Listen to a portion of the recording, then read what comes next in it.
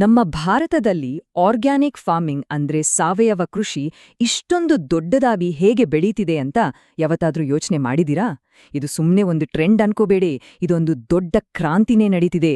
ಹಾಗಿದ್ರೆ ಈ ಬದಲಾವಣೆ ಹಿಂದೆ ಇರೋ ಅಸ್ಲಿ ಪವರ್ ಯಾವುದು? ಸರ್ಕಾರ ತರ್ತಿರೋ ಪಾಲಿಸಿಗಳಿಂದ ಹಿಡಿದು ನಮ್ಮ ರೈತರು ತಮ್ಮ ಹೊಲಗಳಲ್ಲಿ ಬಳಸೋ ಅಪ್ಪಟ ದೇಸಿ ಟೆಕ್ನಿಕ್ಗಳವರೆಗೆ ಬನ್ನಿ ಇವತ್ತು ಇದರ ಒಳಗಡೆ ಇಳಿದು ನೋಡೋಣ. ಅಬ್ಬಬ್ಬಾ, ಈ ನಂಬರ್ ನೋಡಿ, 29.17 ಲಕ್ಷ ಹೆಕ್ಟೇರ್. ಇದು 2020ರ ಲೆಕ್ಕ. ಭಾರತದಲ್ಲಿ ಇಷ್ಟು ಭೂಮಿ ಮೇಲೆ ಸಾವಯವ ಕೃಷಿ ನಡೀತಿದೆ ಗೊತ್ತಾ? 2014ರಲ್ಲಿ ಇದು ಎಷ್ಟಿತ್ತು? ಕೇವಲ 11.83 ಲಕ್ಷ ಹೆಕ್ಟೇರ್ ಅಷ್ಟೇ. ಅಂದ್ರೆ ಜಸ್ಟ್ 6 ವರ್ಷದಲ್ಲಿ ಡಬಲ್ಗಿಂತ ಜಾಸ್ತಿ. ಎಂಥ ದೊಡ್ಡ ಬೆಳವಣಿಗೆ ಅಲ್ವಾ ಇದು? ಹೌದು, ಇಷ್ಟು ದೊಡ್ಡ ಬೆಳವಣಿಗೆ ಸುಮ್ನೆ ಹಾಗೆ ಆಗೋಕೆ ಸಾಧ್ಯನೇ ಇಲ್ಲ. ಇದರ ಹಿಂದೆ ಗವರ್ಮೆಂಟ್ನ ಒಂದು ದೊಡ್ಡ ಪ್ಲಾನ್ ಇದೆ. ತುಂಬಾ ಸ್ಟ್ರಾಂಗ್ ಆದ ಪಾಲಿಸಿಗಳಿವೆ. ಈ ಸಾವಯವ ಕೃಷಿಯನ್ನ ಪ್ರಮೋಟ್ ಮಾಡೋಕೆ ಸರ್ಕಾರ ಒಂದು ಫ್ರೇಮ್ವರ್ಕೇ ರೆಡಿ ಮಾಡಿದೆ. ಸೊ ಗವರ್ಮೆಂಟ್ ಯಾವೆಲ್ಲ ಯೋಜನೆಗಳನ್ನ ತಂದಿದೆ ನೋಡಿ, ಇಲ್ಲಿರೋ ಲಿಸ್ಟ್. ಇದರಲ್ಲಿ PKVY ಅಂದ್ರೆ ಪರಂಪರಾಗತ ಕೃಷಿ ವಿಕಾಸ್ ಯೋಜನೆ. ಇದು ರೈತರನ್ನ ಗುಂಪುಗಳಾಗಿ ಸೇರಿಸಿ ಆರ್ಗ್ಯಾನಿಕ್ ಫಾರ್ಮಿಂಗ್ ಮಾಡೋಕೆ ಹೆಲ್ಪ್ ಮಾಡುತ್ತೆ. ಆಮೇಲೆ MOVCDNER, ಇದು ಸ್ಪೆಷಲ್ ಆಗಿ ನಮ್ಮ ಈಶಾನ್ಯ ರಾಜ್ಯಗಳಲ್ಲಿ ಸಾವಯವ ಬೆಳೆಗಳಿಗೆ ಒಳ್ಳೆ ಮಾರುಕಟ್ಟೆ ಸೃಷ್ಟಿ ಮಾಡೋಕೆ ತಂದಿರೋದು. ಹೀಗೆ ಪ್ರತಿಯೊಂದು ಯೋಜನೆಗೂ ಅದರದೇ ಆದ ಒಂದು ಸ್ಪೆಸಿಫಿಕ್ ಗೋಲ್ ಇದೆ. ಸರಿ, ಆ ಯೋಜನೆಗಳಲ್ಲಿ ಒಂದಾದ ಈ PKVY ಬಗ್ಗೆ ಸ್ವಲ್ಪ ಡೀಟೇಲ್ ಆಗಿ ನೋಡೋಣ. ಇದರ ಸ್ಪೆಷಾಲಿಟಿ ಏನು ಗೊತ್ತಾ? ಇದು ರೈತರನ್ನ ಚಿಕ್ಕ ಚಿಕ್ಕ ಗ್ರೂಪ್ ಅಂದ್ರೆ ಕ್ಲಸ್ಟರ್ಗಳಾಗಿ ಒಟ್ಟುಗೂಡಿಸುತ್ತೆ. ಇದರಿಂದ ಏನಾಗುತ್ತೆ ಅಂದ್ರೆ ಎಲ್ಲರೂ ಒಟ್ಟಿಗೆ ಸಾವಯವ ಕೃಷಿ ಮಾಡೋದ್ರಿಂದ ಒಬ್ಬರಿಗೊಬ್ಬರು ಸಹಾಯ ಮಾಡ್ಕೋಬೋದು, ಐಡಿಯಾಗಳನ್ನ ಶೇರ್ ಮಾಡ್ಕೋಬೋದು. ಅಷ್ಟೇ ಅಲ್ಲ, ರೈತರೇ ತಮ್ಮ ತಮ್ಮ ಹೊಲಗಳನ್ನ ಚೆಕ್ ಮಾಡಿ ಸರ್ಟಿಫಿಕೇಟ್ ಕೊಡುವಂತಹ ಒಂದು ಯುನೀಕ್ ಸಿಸ್ಟಮ್ ಕೂಡ ಇದರಲ್ಲಿದೆ. ಅಷ್ಟೇ ಅಲ್ಲ, ಈ ಯೋಜನೆಯಲ್ಲಿ ಹಣಕಾಸಿನ ನೆರವು ಕೂಡ ಇದೆ. ಪ್ರತಿ ಹೆಕ್ಟೇರ್ಗೆ 3 ವರ್ಷಕ್ಕೆ 50,000 ರೂಪಾಯಿ ಸಿಗುತ್ತೆ. ನೋಡಿ, ಕೆಮಿಕಲ್ ಫಾರ್ಮಿಂಗ್ ಬಿಟ್ಟು ಆರ್ಗ್ಯಾನಿಕ್ಗೆ ಬರುವಾಗ ಶುರೂನಲ್ಲಿ ಸ್ವಲ್ಪ ಖರ್ಚು ಜಾಸ್ತಿ ಇರುತ್ತೆ. ಆ ಟೈಮ್ನಲ್ಲಿ ಈ ದುಡ್ಡು ರೈತರಿಗೆ ದೊಡ್ಡ ಸಪೋರ್ಟ್ ಆಗುತ್ತೆ. ಇಲ್ಲಿನ್ನೊಂದು ಇಂಟ್ರೆಸ್ಟಿಂಗ್ ವಿಷಯ ಇದೆ.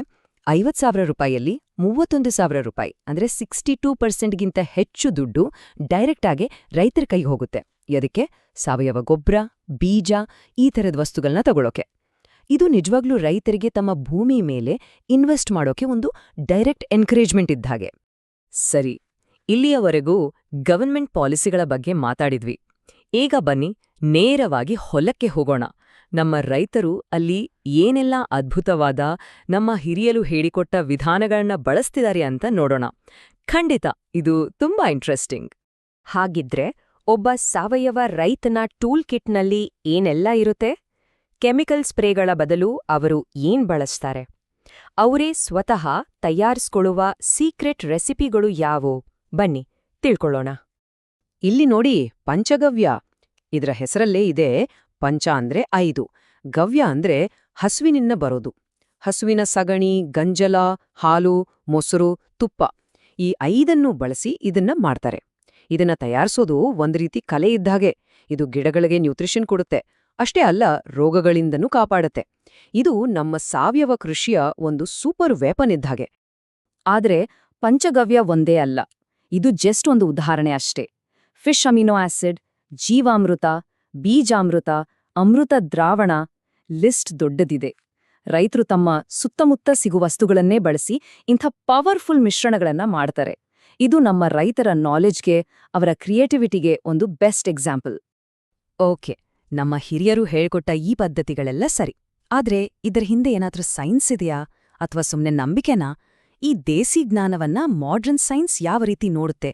ಬನ್ನಿ ಈಗ ಅದನ್ನೇ ಕಂಡಿಡಿಯೋಣ. ಇಲ್ನೋಡಿ, ಸೈಂಟಿಸ್ಟ್ಗಳು ಈ ಮಿಶ್ರಣಗಳನ್ನ ಮೈಕ್ರೋಸ್ಕೋಪ್ ಕೆಳಗಿಟ್ಟು ನೋಡ್ದಾಗ ಏನಾಯ್ತು ಗೊತ್ತಾ?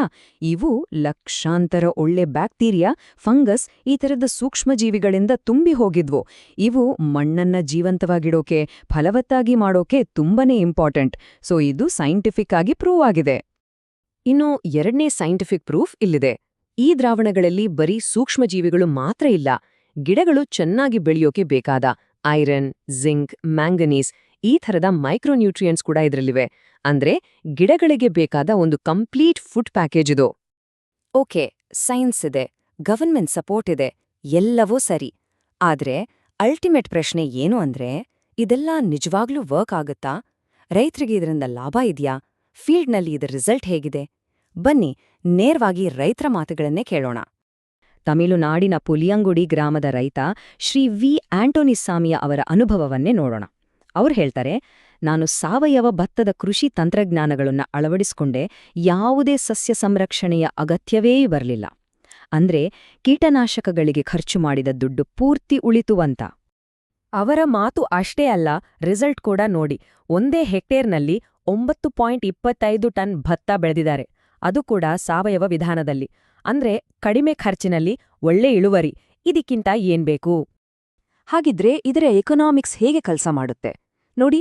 ಒಂದು ಕಡೆ ಕೆಮಿಕಲ್ ಗೊಬ್ಬರ, ಕೀಟನಾಶಕಗಳ ಖರ್ಚು ಝೀರೋ ಆಗುತ್ತೆ, ಯಾಕಂದ್ರೆ ಎಲ್ಲವನ್ನೂ ಮನೆಯಲ್ಲೇ ಮಾಡ್ಕೋತಾರೆ.